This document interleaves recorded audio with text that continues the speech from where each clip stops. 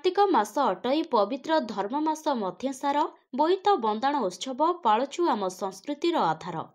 प्राचीन उत्कल नौवाणिज्य परंपरा ऐतिह्य वैभव और मराल मालिनी नीलांबू चिलिकार समृद्धिशालीन चेतना को प्रतिटी वीर ओडिया हृदय उज्जीवित करने उद्देश्य चिलिका बोईत बंदाण महोत्सव कमिटी और जिला प्रशासन खोर्धा मिलित आनुकूल्य चिलिका बोईत बंदाण 2024 आंचलिक कलाकार मानक द्वारा नृत्य परिवेषण होइथिला एवं राज्यस्तरीय कलाकार मानक द्वारा सांस्कृतिक कार्यक्रम अनुष्ठित होइथिला।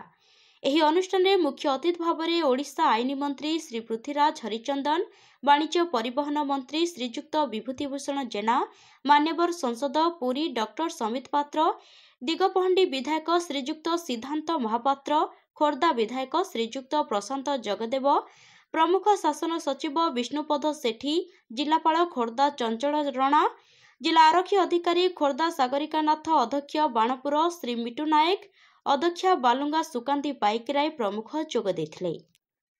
खोर्धा चिलिकारु नीलाद्रिभूषण गणनायक रिपोर्ट, जयदेव न्यूज।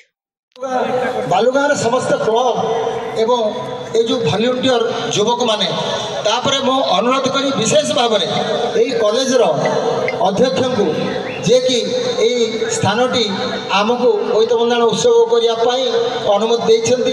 तापरे तांकर बालुगाँव महाविद्यालय जो एनएससी एवं एनएसएस विंग वॉलंटियर्स माने बहुत सहयोग करछन्ति। आपण देखिथिबे अंचल आखपाख अंचल समस्त को मोर कृतज्ञता धन्यवाद ज्ञापन करी जहाँ जो आज यही बहुत बहुत धन्यवाद श्रीजुक्त अंबिका प्रसाद सामंत।